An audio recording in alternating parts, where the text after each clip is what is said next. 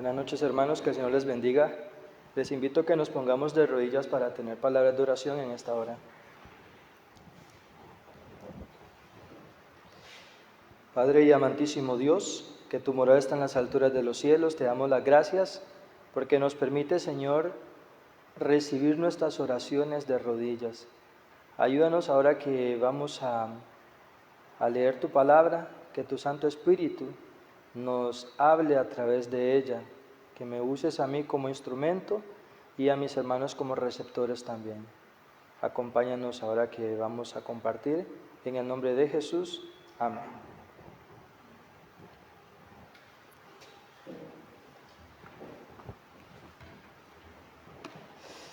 El tema preparado para esta noche se titula ¿Cómo serás recordado?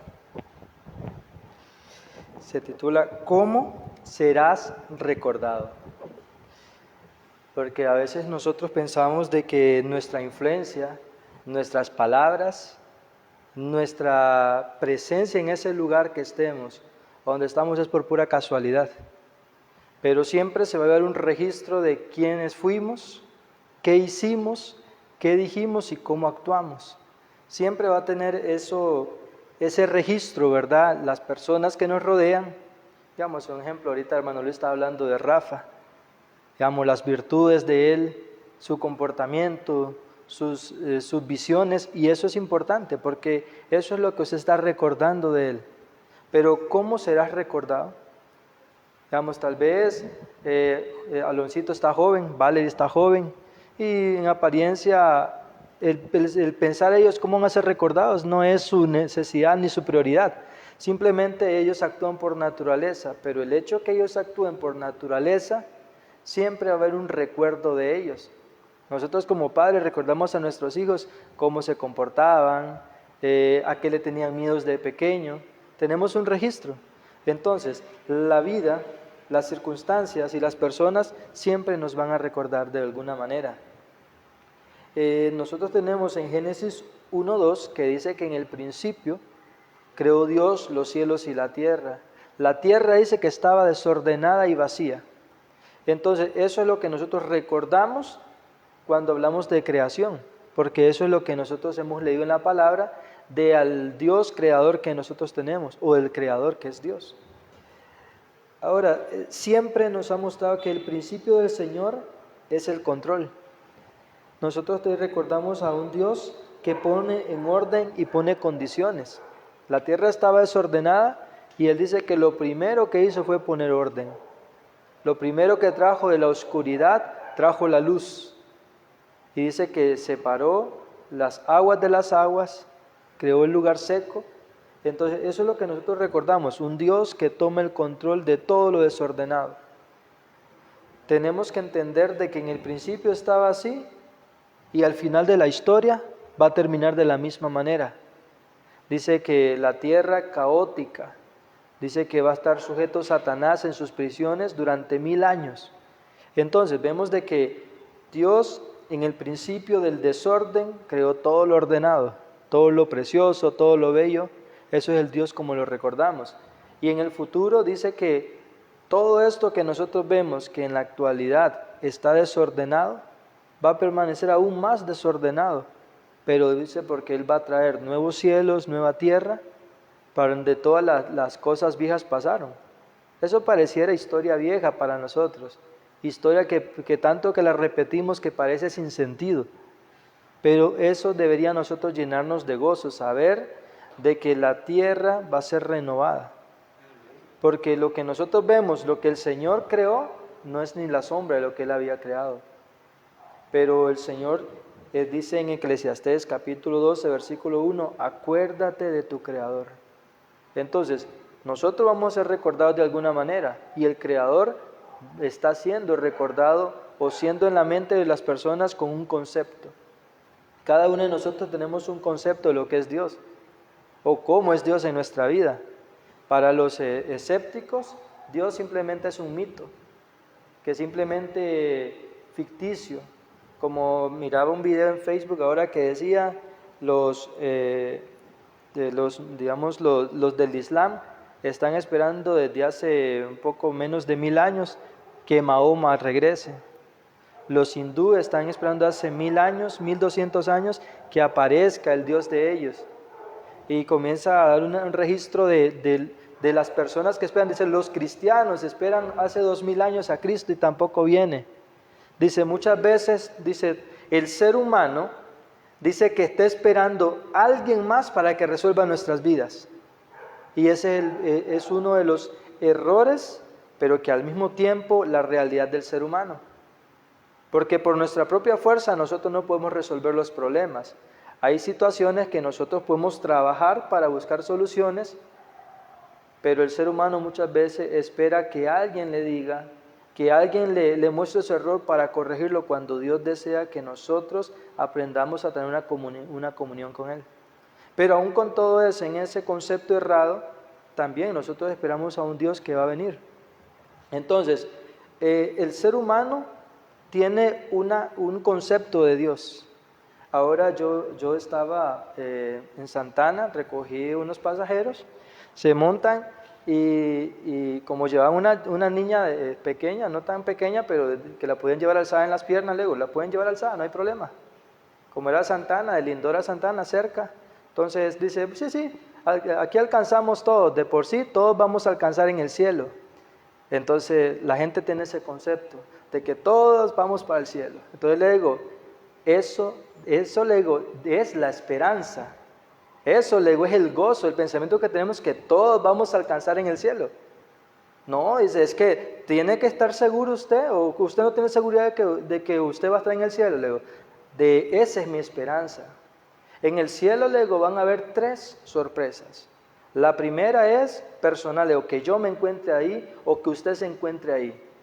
Una de las segundas, le digo, sorpresa es de que personas que nosotros esperábamos ver allá, el pastor, lo mandábamos directo al cielo, le digo.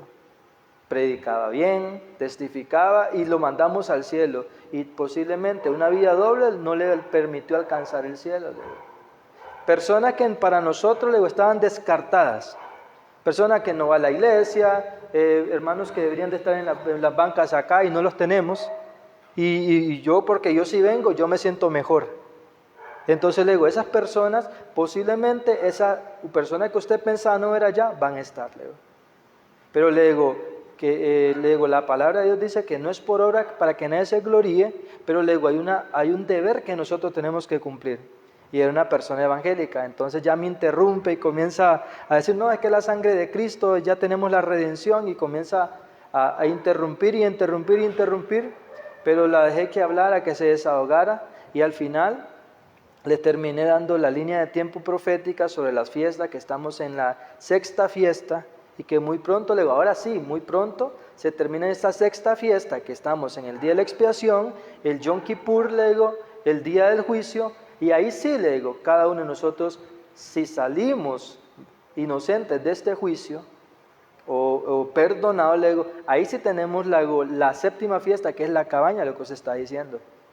Entonces dice ella, bueno, ya salimos regañados, ya salimos, dice, ya por lo menos nos llamaron la atención. Le digo, no se trata de eso, sino lo que yo quiero, le digo, que se queden con un análisis en su mente. Entonces, hay muchos conceptos de Dios, el Dios bueno o el Dios tirano, pero ¿cómo vamos a ser recordados nosotros? Ese es el tema, ¿cómo serás recordado? En Juan capítulo 3, versículos 5 al 8, menciona el encuentro de Cristo con Nicodemo. Dice que le decía Cristo a Nicodemo, en San Juan capítulo 3, San Juan capítulo 3, versículos 5 al 8, y dice de esta manera: respondió Jesús, de cierto te digo, que el que no nace del agua y del Espíritu no puede entrar en el reino de Dios. Lo que nace de la carne, carne es, y lo que nace del Espíritu, Espíritu es. No te maravilles de que te dije, os es necesario nacer de nuevo. Acá aparenta ser que esa palabra solo era para Nicodemo, que nosotros cuando bajamos a las aguas bautismales, nosotros nacemos de nuevo, y es una realidad. Pero el problema es cuando nosotros no tenemos esta característica, que sí, en el versículo 8 nos damos cuenta que todavía necesitamos el rescate del Señor. ¿Y cuál es esa característica? Dice de esta manera: el viento sopla de donde quiere y oyes su sonido, pero no sabes ni a dónde va, de dónde viene ni a dónde va. Entonces, si nosotros, el viento del Espíritu Santo está queriéndonos conducirnos en una dirección y nosotros nos resistimos, es porque todavía, dice, el versículo termina diciendo, así todo es aquel el que nace del Espíritu. Si nosotros todavía encontramos resistencia a la voluntad de Dios, si todavía nosotros a los mandatos que el Señor nos muestra, como le decía a esas personas, es necesario los mandamientos de Dios porque es un espejo de nuestra vida.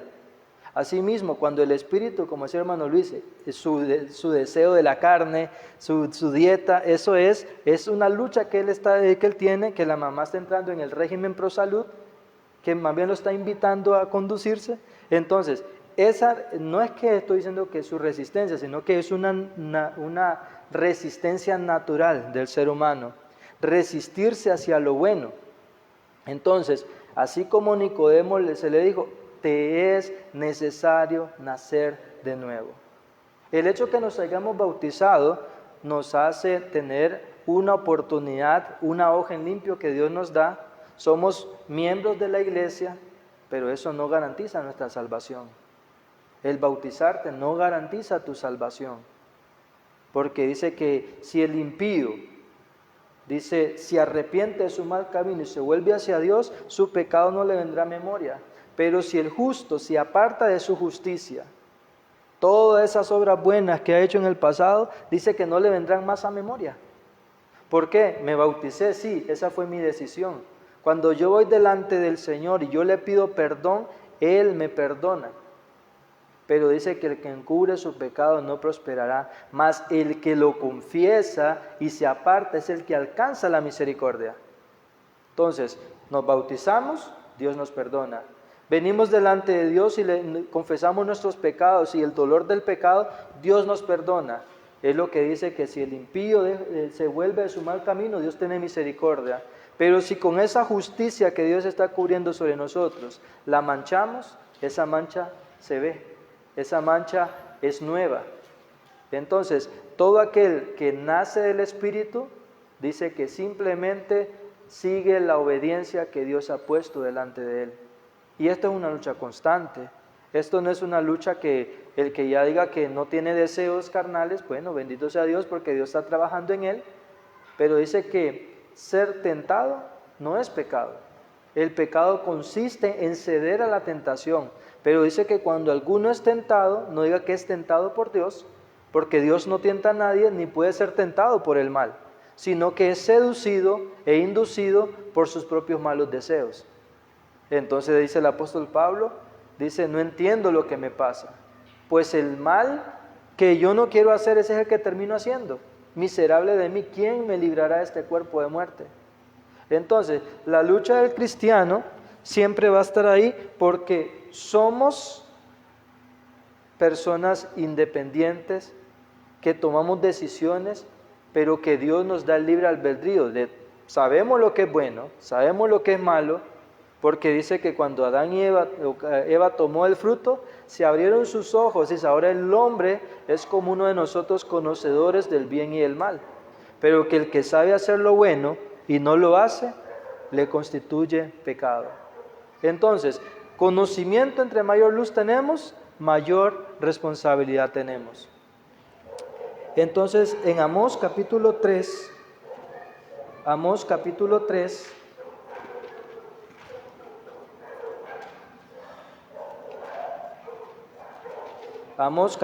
3, versículo 3, dice de esta manera, ¿andarán dos juntos si no están de acuerdo? Eso es lo que es una pregunta que hace, ¿andarán dos juntos sin estar de acuerdo? Dice que el Espíritu Santo es como el viento, o el que nace del Espíritu es aquel que hacia donde lo lleva el viento, él se dirige, que no escucha su sonido, mas no sabe dónde va, porque así como a Abraham se le dijo, sal de tu tierra y de tu parentela, y yo te mostraré el lugar donde tengas que ir.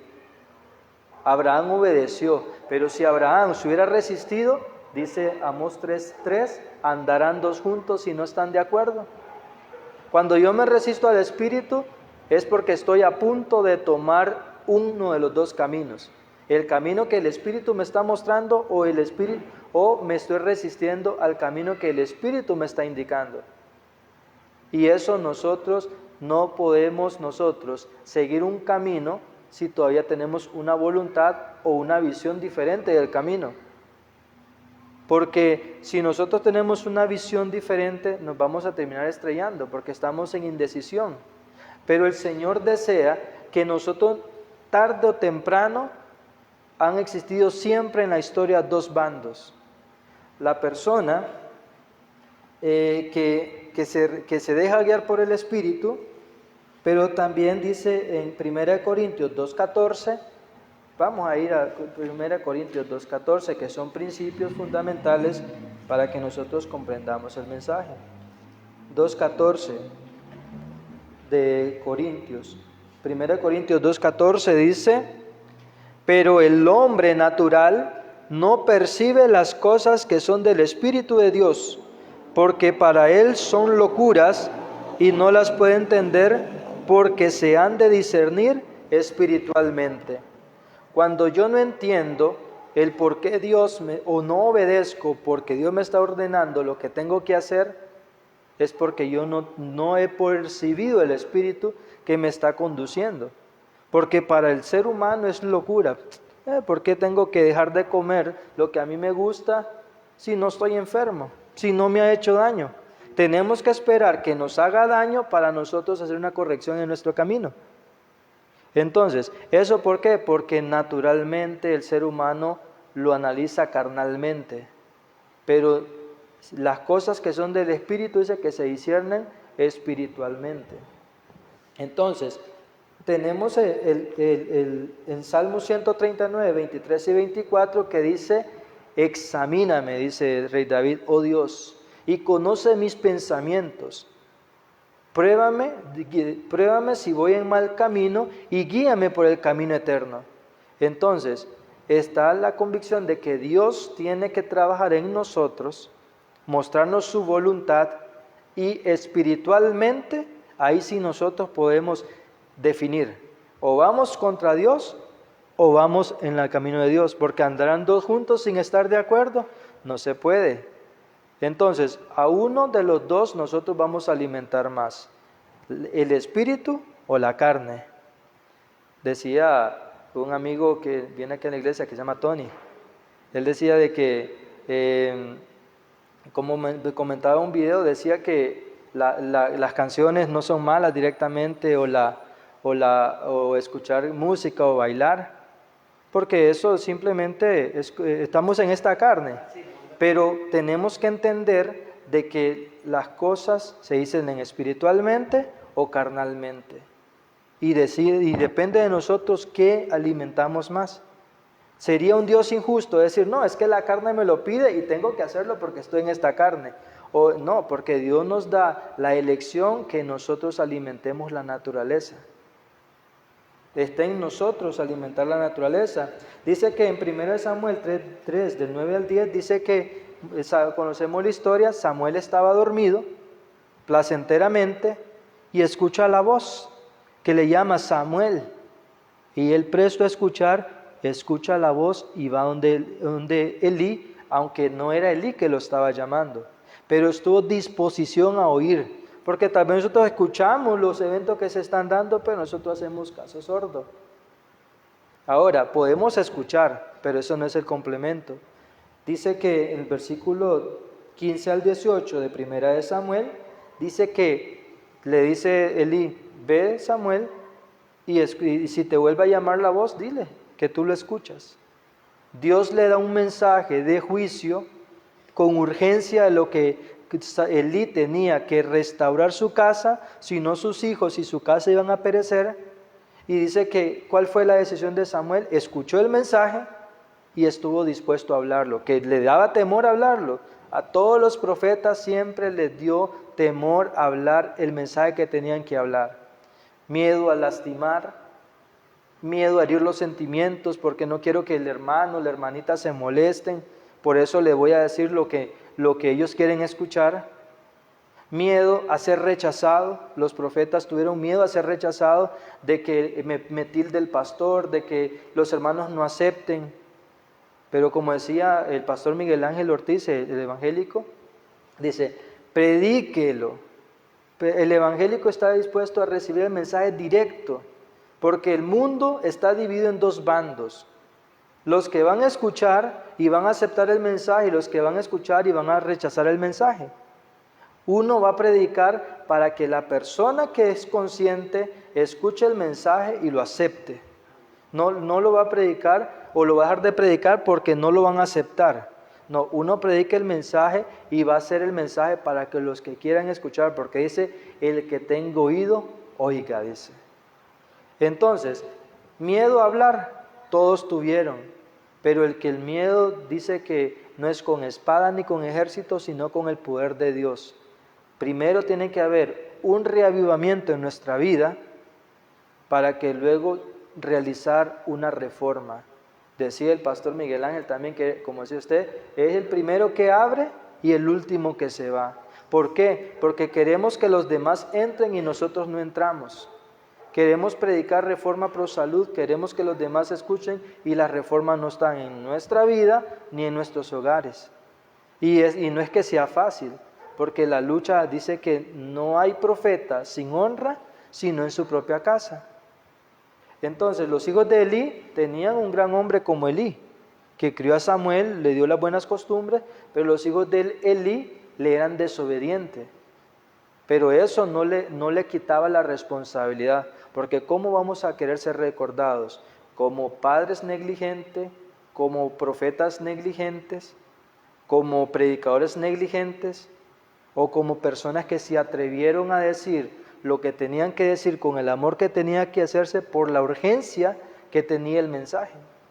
Aquí estamos tres, en la pantalla hay dos personas más, posiblemente Aloncito y más, pero somos los elegidos que Dios nos está diciendo que somos, cómo queremos realmente ser recordados. Como una persona porque tenía limitaciones y no actué. Me llamaba la atención lo que decía la encíclica del Papa Francisco. ¿Cómo queremos ser recordados? Como la gente que tuvo la oportunidad y no la aprovechó. Queremos ser recordados así por nuestros hijos, dice. Y en lo malo. Y ahora nosotros que hemos sido comisionados para predicar un mensaje que de urgencia, ¿cómo vamos a ser recordados? Como personas que sabían lo que tenían que hacer y no lo hicieron. Hay muchas personas allá afuera, dice el Espíritu de Profecía, que van a decir, muchos que conocían, sabíamos que estos juicios iban a llegar, pero no sabíamos que iban a ser tan pronto. Y otros dirán, ustedes lo sabían y no lo dijeron. Si nosotros lo hubiéramos sabido, hubiéramos obedecido. Entonces, ¿cómo vamos a ser recordados? Ya tenemos la historia, y voy resumiendo porque ya el tiempo se nos fue. En Éxodo 12:12 vemos que el ángel le dice, yo esta noche pasaré para cobrar la vida del primogénito de Egipto, desde la bestia hasta el primogénito de la casa. Pero el que esté pintado los dinteles no recibirá ningún daño. En el libro de Daniel 12:1 dice la palabra de Dios que en aquel tiempo se levantará Miguel, el gran príncipe que está de parte de ¿quiénes? De los hijos de tu pueblo, todo aquel que se haya escrito en el libro de la vida. No es que Dios es un Dios de, ¿cómo se llama?, que hace acepción de personas, sino que tiene su método de salvar. Y todo aquel que habita a ese abrigo es el que alcanzará la misericordia. Termino en esta hora con Mateo. Sabemos de que es un texto conocido, pero vamos a decir Mateo 25, con eso termino. Mateo 25, versículo 1, 3, 4 y 5. Y dice así, Mateo 25, 1 dice, entonces el reino de los cielos será semejante a 10 vírgenes, que tomando sus lámparas salieron a recibir al novio.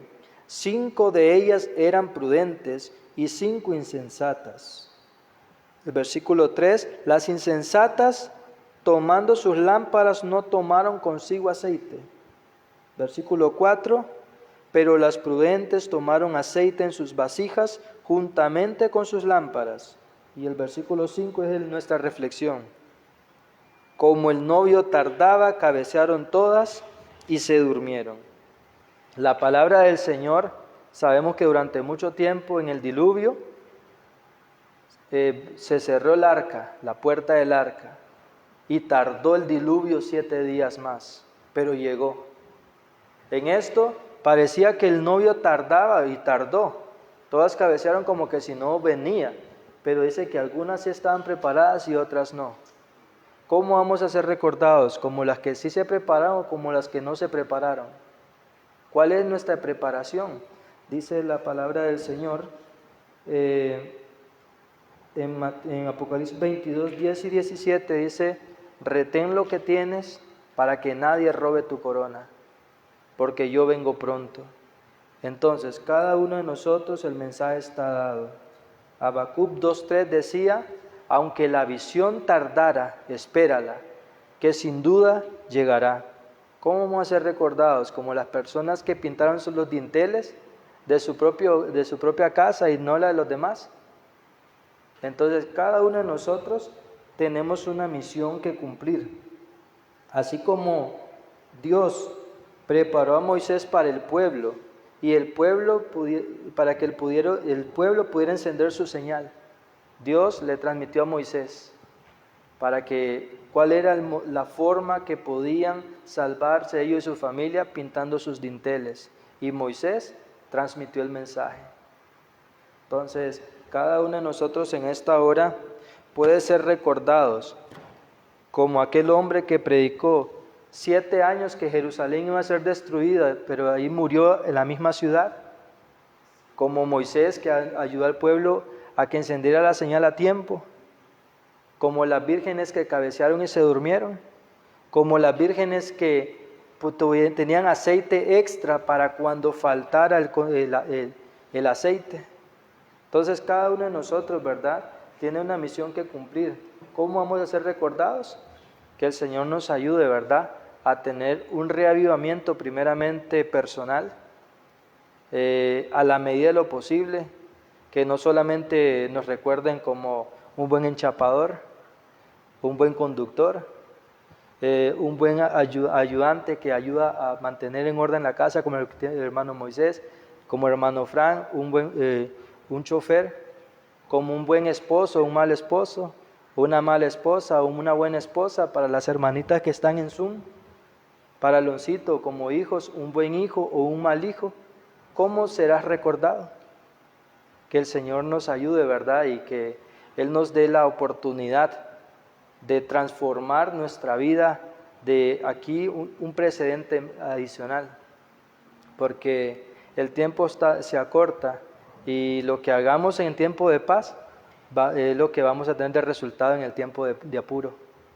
Vamos, no sé, hermano Luis, si va a orar para las peticiones, para que terminemos en esta hora. Nos unimos aquí, hermano. Bueno, desarrollar Señor y Dios, una vez más usted nos ha hablado a nuestros corazones. Ayúdanos, oh Dios, así como está entrando este aire, oh Dios, y pegue en nuestros rostros, así tu Santo Espíritu, Dios, sea en nuestra vida. Ayúdanos a reflexionar y ayúdanos, oh Dios, a sentirnos diferentes, porque usted nos ha amado, oh Dios, desde el principio. Dice que somos como la niña de tus ojos y es una realidad. Gracias por cuidarnos, oh Dios, por darnos el agua, por darnos el alimento a diario. Me contaba, oh Dios, el hijo del pastor, que es muy escaso el alimento allá en Cuba. Y acá gozamos, oh Dios, nosotros, aunque sea arroz y frijoles, pero hay, gracias a usted, Señor, hay trabajo, hay agua, oh Dios, que sale del tubo. Dice que allá el agua, pues, la tienen que hervir para poderla tomar. Hay zonas, oh Dios, donde el agua la tienen que comprar embotellada. Pero acá, Señor, gozamos de esa pureza de agua, Señor. Gracias, oh Dios, te damos por tu bondad. En esta hora, oh Dios, que tu mensaje, que a través del hermano Jaciel ha sido dado, Señor, pueda quedar en nuestro corazón y en nuestra mente. Y cada agradecimiento, cada petición, oh Dios, que hubo hoy en el culto, usted las conoce, Señor. Por todos los hermanos que se está orando, oh Dios, en el altar de oración. Así también, oh Dios, pedimos por doña Lili, Señor, que tu paz, tu gracia sea con ella, oh Dios, que su mente sea controlada siempre por tu Santo Espíritu. Cuida a tu hijo, oh Dios, por favor. En esta hora, oh Dios, nos dirigimos a nuestros hogares, pero que tu presencia nos acompañe. En Cristo Jesús.